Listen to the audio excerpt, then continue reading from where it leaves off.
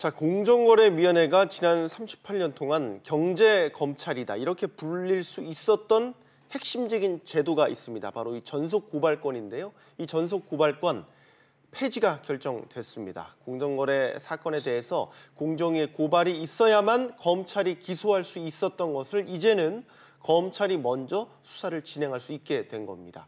겉으로 보기에는 당정이 협의한 사안으로 보이긴 하지만 공정위 전 현직 간부들의 대기업 재취업 의혹이 개혁을 향해 가던 공정위의 발목을 잡았다는 해석도 나오고 있습니다.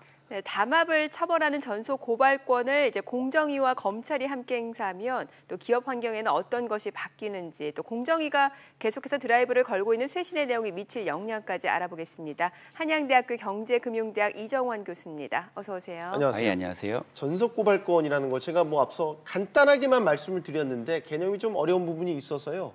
여기에 대한 설명을 먼저 좀 해주실까요? 간단히 말씀드릴 수가 있는데 어려운 개념이긴 하지만 고발을 누가 하느냐, 고발이 전속되어 있다라는 게 전속 고발권인데 네. 어떤 사항이냐, 결국은 공정거래에 관한 사항은 고발이 공정거래위원회만 할 수 있어서 공정거래위원회가 검찰에 수사를 의뢰해야만 그 수사가 진행된다라고 할 수 있는 얘기입니다. 다시 말해서 일반적인 사건은 고발을 여러분들이 혹은 다른 주체가 가서 검찰에 하면 되는데 이 공정거래 관련 사건에 대해서만은 공정거래위원회에서 이 검찰에 수사 의뢰를 해야만 수사가 진행되고 기소가 진행될 수 있다라고 간단히 정리할 수 있겠습니다. 쉽게 말해 공정거래위원회의 필터링을 한번 거쳐야만 이거 공정거래와 관련된 수사가 진행될 수 있다는 얘기겠죠? 알겠습니다. 네. 자, 그런 만큼 이제 공정거래위원회 무소불위 권력으로 지금 잘 인식이 됐던 부분인데 이 전속 고발제를 공정이 스스로 놓게 된 배경이 있을 것 같아요. 사실 이 전속 고발제가 문제가 많다 혹은 여러 가지 부작용이 있다라는 논의는 이전부터 진행되어 왔습니다. 왜 그러냐면 아까 4대강 이야기도 나왔고 남양유업 사태 혹은 남양유업 갑질 사태죠. 갑질 사태라든지 삼성그룹의 합병에 관해서도 공정거래위원회가 너무 늦장 수사를 하는 게 아니냐 또는 약하게 수사를 하는 게 아니냐 이런 논의는 충분히 많았습니다.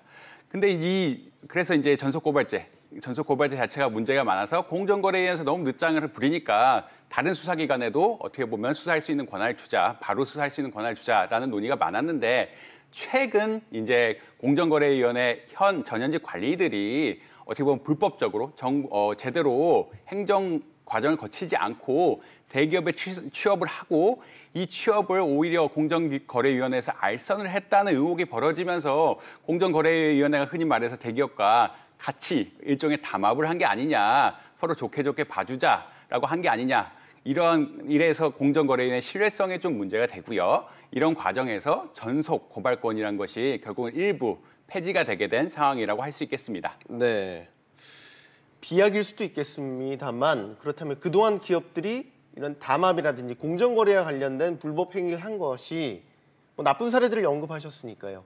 공정위의 그늘에 숨어서 그런 행위를 했다. 이런 식으로도 저희가 받아들일 수 있겠네요. 일종의 해석을 해보자면 그렇게 받아들일 수 있는데 이게 네. 증거 자체가 되는 건 아니겠고요. 그렇지만 어떻게 보면 현실 상황을 반영해 주는 건데 대기업이나 기업분들이 이전에는 공정거래위원회만 잘 관리를 한다 그러죠. 잘 네. 관리를 하면은 흔히 말해서 자기가 수사를 안 받을 수 있고 이 공정거래 상황에 대해서는 네. 수사를 안 받을 수 있는 어떤 시스템적인 문제가 있었다라고 해석을 할 수 있겠습니다. 네, 알겠습니다. 하지만 공정위가 전속 고발권을 가지고 어떤 잘못된 사례를 잘 잡아가는 그런 경우도 많지 않았습니까? 예, 사실은 이제 경제 이슈란 것이 특히 가격에 관한 것이고요. 네. 가격의 결정이란 것은 굉장히 복잡한 경제적인 메커니즘이 있습니다. 흔히 말해 수요와 공급이 있는데 수요는 어떻게 결정이 되고 공급은 몇 명의 경쟁자가 참여해서 결정이 되느냐. 이 과정 속에서 이 가격 자체가 공정하게 결정됐느냐 안 결정됐느냐 논하는 것에 있어서 공정거래위원회가 기존에 사실 전문성을 가지고 잘 대처했다라는 의견도 있지만 근데 이제 아까 말씀하신 대로 경제 문제를 넘어서 정치 문제 혹은 대기업과의 유착 관계가 발견이 되면서 어떻게 보면 전속고발제의 불만족스러운 점이 보다 부각된 것이 아니냐라고 할 수 있겠습니다. 김상조 위원장이 사실 취임하고 나서 이 전속고발권 폐지가 한참 논란이 있었을 때 속도 조절 또 시사한 부분이 있었거든요. 어떻게 보면 마지막까지 놓지 않으려던 그러게요. 예. 뭐 그런 모습도 보였단 말이죠. 글쎄요, 어떻게 보면 공정 입장에서는 당연하다고도 여겨지는 부분이 분명히 응당 있는 것 같습니다.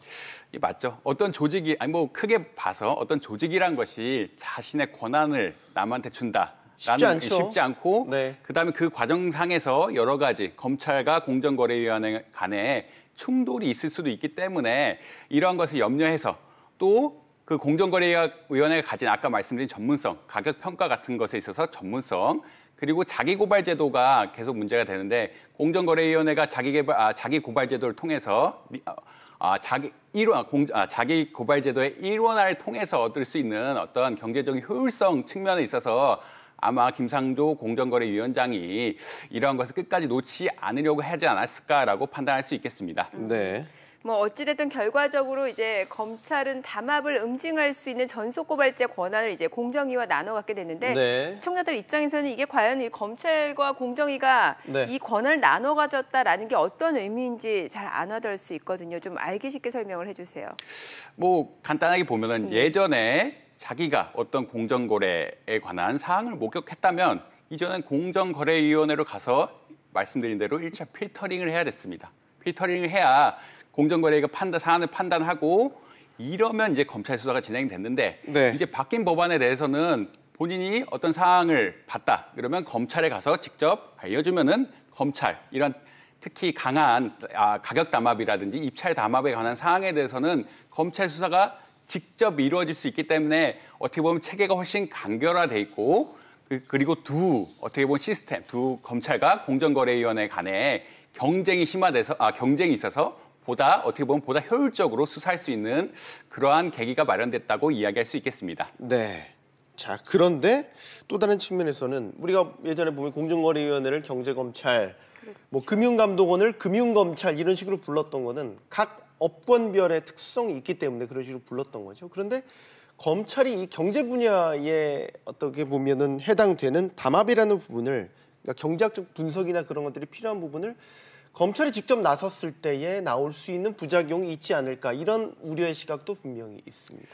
예, 맞습니다. 그게 정확하게 맞는 지적인데 결국은 아까 말씀드렸다시피 담합은 가격에 관한 겁니다. 기본적으로 가격에 관한 것인데 네. 이 가격이 흔히 말해서 공정이니까 공정하게 평가가 되느냐 혹은 과대평가돼서 누구에게 이익을 주었느냐 혹은 과소평가돼서 누구에게 이익을 주었느냐는 굉장한 경제적인 분석이 필요한 내용입니다. 네. 근데 이 경제적인 분석을 검찰이 할 수 있겠느냐? 이 점에서 사실 의구심이 많이 드는 상황인데요. 사실 근데 뭐 지금 현 상황에서는 못 한다고 할지라도 결국은 검찰 조직 역시 이러한 권한이 생기게 되면 일정 부분 변하게 되겠죠. 어떻게 보면 경제 전문가를 끌어간다든지 혹은 다른 부서를 늘리면서 조직의 개편이 분명히 있을 거기 때문에 현실적으로 지금까지 분석을 안 해왔기 때문에 문제가 있을 수 있다라는 비판 역시 타당하지만 검찰 조직 역시 바뀔 가능성이 있기 때문에 서로 경쟁적으로 잘 나아갈 수 있는 그러한 네. 가능성도 충분히 있다라고 이야기할 수 있겠습니다. 알겠습니다.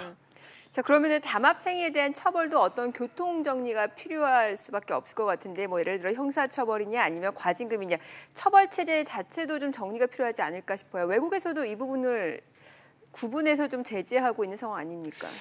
예, 뭐 어느 정도 특히 담합에 관해서는 미국과 같은 경우 형사처벌, EU 국가에 관해서는 이제 어떻게 보자면 과징금 체제. 한국은 근데 둘 다 있는 거죠. 과징금과 형사처벌이 둘 다 있는 시스템인데 이게 너무 복잡한 것이 아니냐. 이걸 단일화해야 된다라는 논의가 하나 있는데 뭐 거기서 핵심은 결국은 이 얼마나 내고 얼마나 형량을 받느냐. 제 입장에서는 얼마나 내고 얼마나 받느냐지 이 시스템 자체가 크게 문제가 된다라고 볼 수는 없을 것 같고요. 왜냐하면 공정거래라는 것은 시장의 경쟁 효율성을 파괴시키는 가장 큰 문제이기 때문에 얼마나 처벌을 내리냐 그 수준에 대해서 논하는 게 오히려 더 바람직할 수 있겠다라고 얘기할 수 있고요.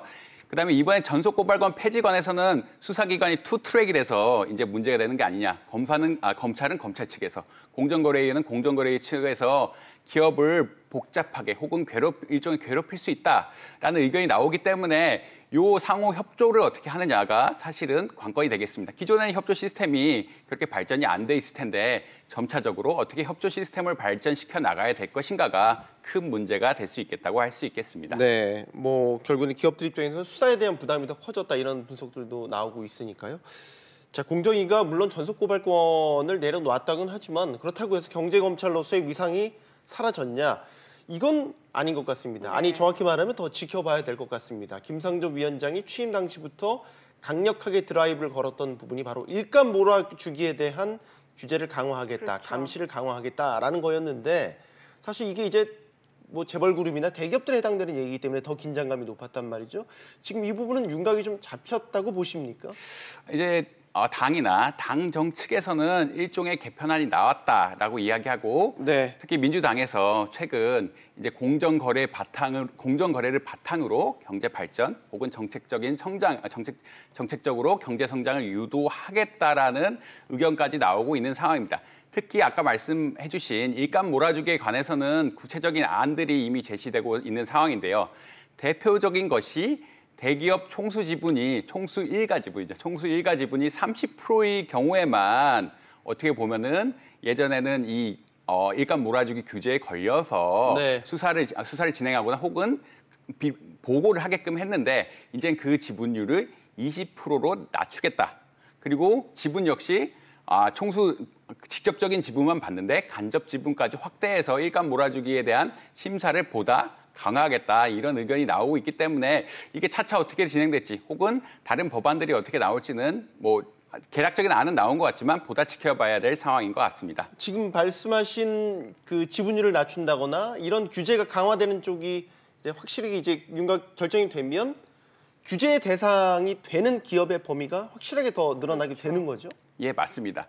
지금은 상장 기업 보면 한 200개 정도라고 이야기할 수 있는데 이 기업이 600여 개 수준으로 3배 정도. 예, 3배 정도 늘어난다고 할 수 있겠고요. 예를 들어 삼성 같은 경우는 지금 1개만 영향을 받는데 9개. 신세계 같은 경우는 뭐 지금 1개인데 예를 들어 한 20개 정도까지 20개 넘는다고 이야기하더라고요. 20개 정도까지 굉장히 범위가 커지게 됩니다. 근데 그거는 사실 지금 상황에서 보는 얘기고 예를 들어 예전에 현대모비스 같은 경우에는 지분율을 기준이 30%니까 29.9%까지 낮춰가지고 네. 교묘하게 피해갔거든요. 이런 상황이 있기 때문에 늘어난다고 뭐 현 기준으로는 한 3배 정도 늘어날 거다라고 예측하지만 이게 이제 시장의 반응에 따라서 600개보다 안 되게 될 가능성이 보다 높을 것이라고 이야기할 수 있겠습니다. 네. 자, 뭐 정부가 규제를 강화해서 대기업 일감 몰아주는 것을 못하게 하겠다, 뭐 다 좋습니다. 네. 자, 그런데 이게 사실 궁극적인 목적 자체는 대기업 일감 몰아주기 규제를 강화하겠다. 이 일감이 중소기업으로 잘 전달될 수 있게 하겠다라는 게 궁극적인 목적 아니겠습니까? 실효성 측면에서 본다라면 어떻게 평가를 해볼 수 있을까요? 사실 이 규제 자체가 나타난 거는 어떻게 보면은 중소기업에 대해서 혜택을 주고 일감 몰아주기를 방지하자. 그래서 규제 자체가 나타나서 긍정적인 효과가 있을 것이다라는 거는 분명할 겁니다. 근데 이게 긍정적인 효과의 크기가 과연 어떻게 될 것이냐 이런 게 문제가 될 텐데요. 아까 말씀드렸다시피 30% 규제가 생기니까 29.9%, 29.5%만 가지게 되고 뭐 20% 낮춘다면 또 그거를 피해가는 편법들이 등장을 해서 결국은 흔히 말해서 마진까지만 딱 그 수준까지만 할 것이 그 수준 어떻게 보면 법이 허용하는 그 수준까지만 일감 몰아주기를 할 것이기 때문에 중소기업으로 직접적으로 얼마나 효과가 있을 것이냐 요건 사실 크기 분석 얼마나 크게 나타날지 분석을 해야 될 것인 것 같고요. 이게 뭐 요약하자면 긍정적인 효과는 있으나 그 효과는 결국 기업들의 반응에 따라 다른 거다. 모든 제도가 그렇듯이 규제가 있으면 기업들은 회피하려고 그럴 것이고 회피하려고 그러면 그에 따라서 여러 가지 방법들이 동원이 되기 때문에 규제 자체가 긍정적인 효과가 얼마나 될지는 조금 지나봐야 된다. 그 부작용 역시 조금 더 관찰해야 된다라고 이야기할 수 있겠습니다.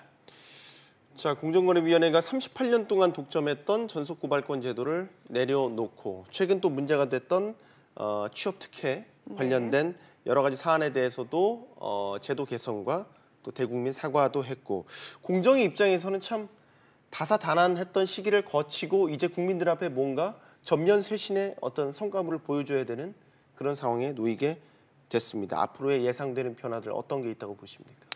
기본적으로 개혁안이 나왔는데요. 최근에 개혁안이 나왔는데 엊그제죠. 개혁안이 나왔는데 개혁안의 골자는 어떤 것이냐.